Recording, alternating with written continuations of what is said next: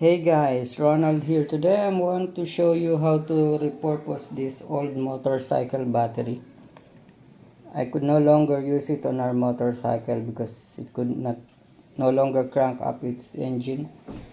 So let's test its remaining voltage.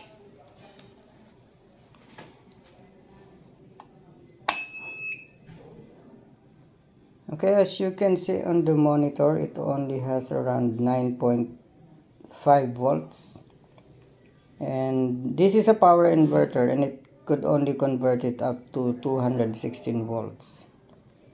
So it also won't work if you are going to plug a 220 volt on this socket, a 220 volt equipment on this socket. Okay, so let's try to repair it. To repair it, we are going to remove this top cover of the battery. By the way, if you can see, this chamber no longer has any battery liquid in it. So we're going to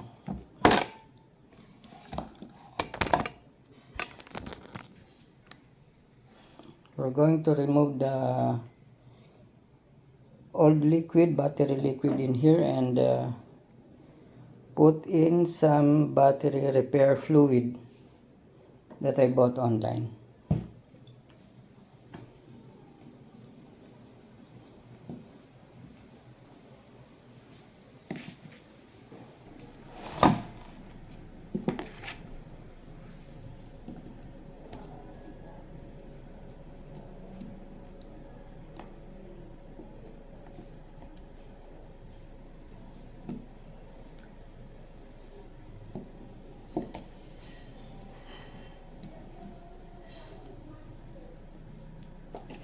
By the way, I'm using a goggle just to protect my eyes if ever something would sprinkle out of this battery.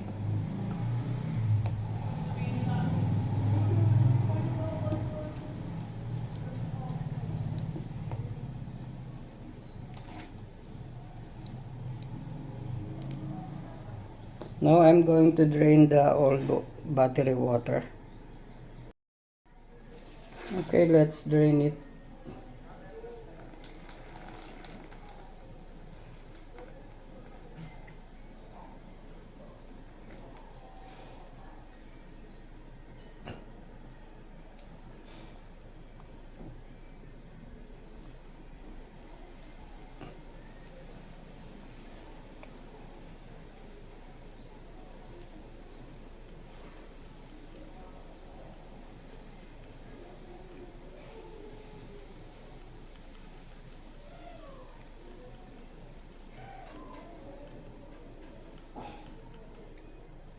Okay,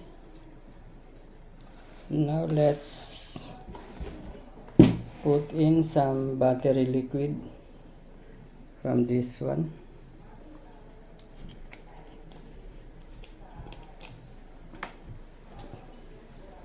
They provided a syringe.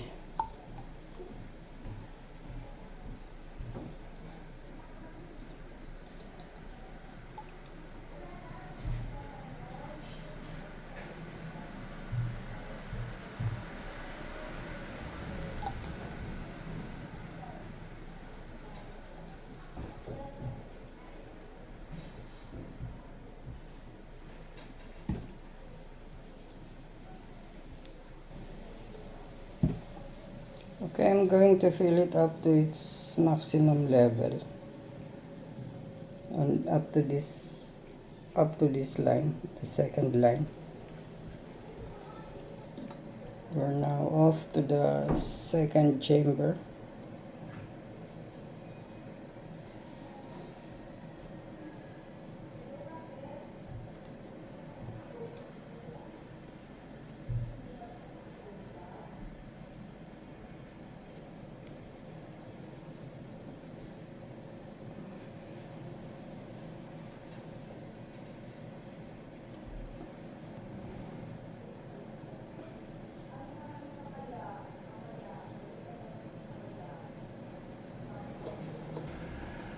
if you're going to do this.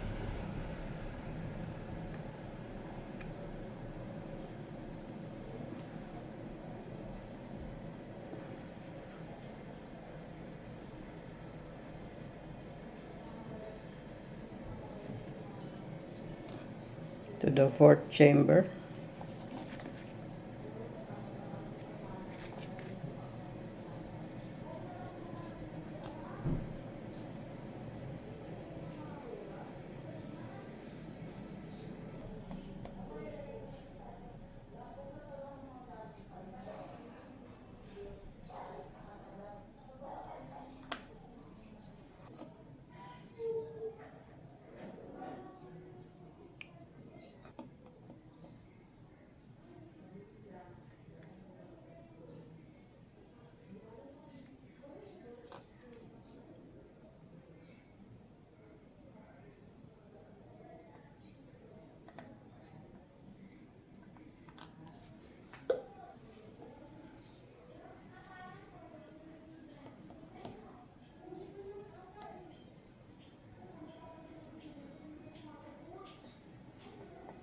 Okay, to the last.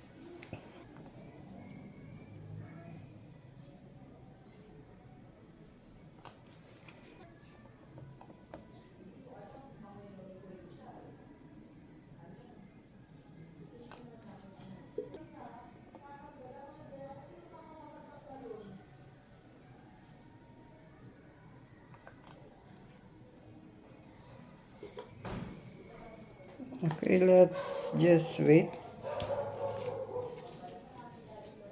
There is no instruction as to how long you're going to wait. But based on what I've seen online, you have to wait for 30 minutes before charging it. Okay, if you can see, it has been filled up to the upper level.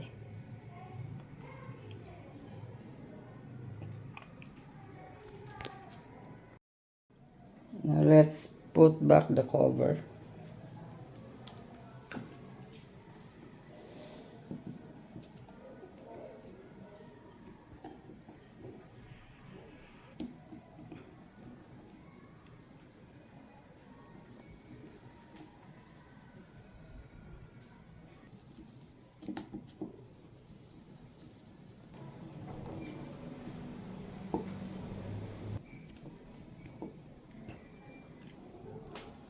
Let's just see if there is some changes on the voltage.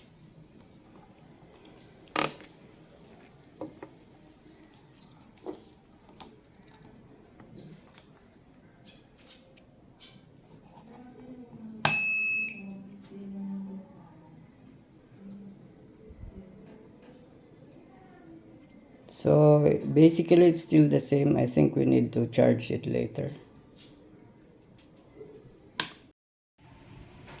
Okay, now I'm going to recharge this battery. I don't know, maybe for 2, 3, 4 hours. So I'll start it now.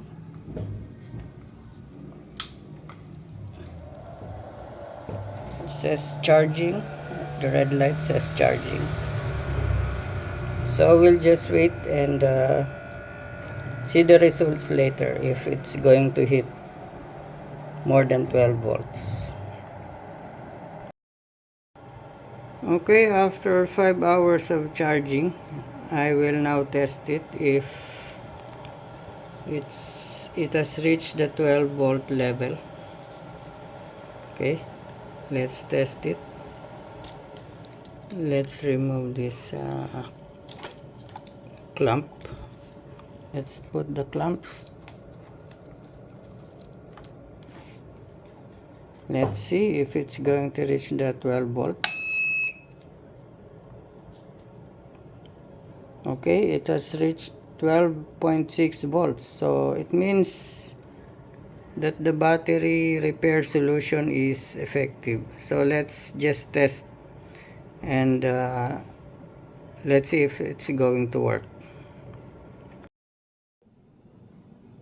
Okay, let's test it if it's going to be able to charge some of the gadgets that I will test.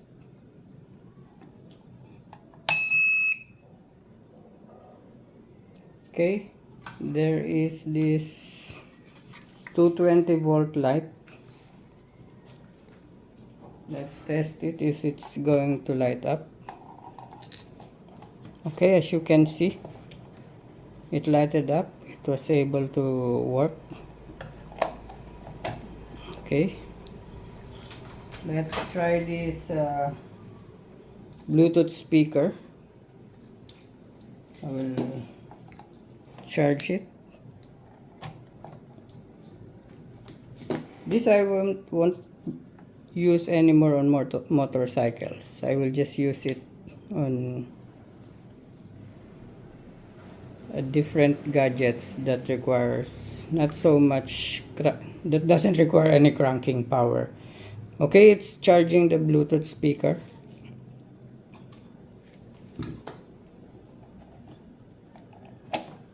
Okay, let's charge my Type A cell phone. This is a Type A cell phone.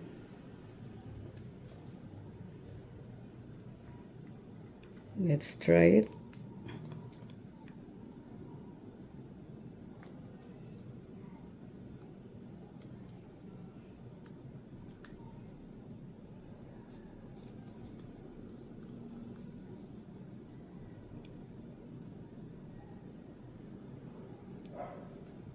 There seems to be some compatibility issue. Okay, it's now working. It's now charging, as you can see there. So we were able to rejuvenate this battery with the help of this battery repair solution. So that's it. I hope you like the idea, and looking forward to seeing you again on our next video. Thank you for watching. Bye.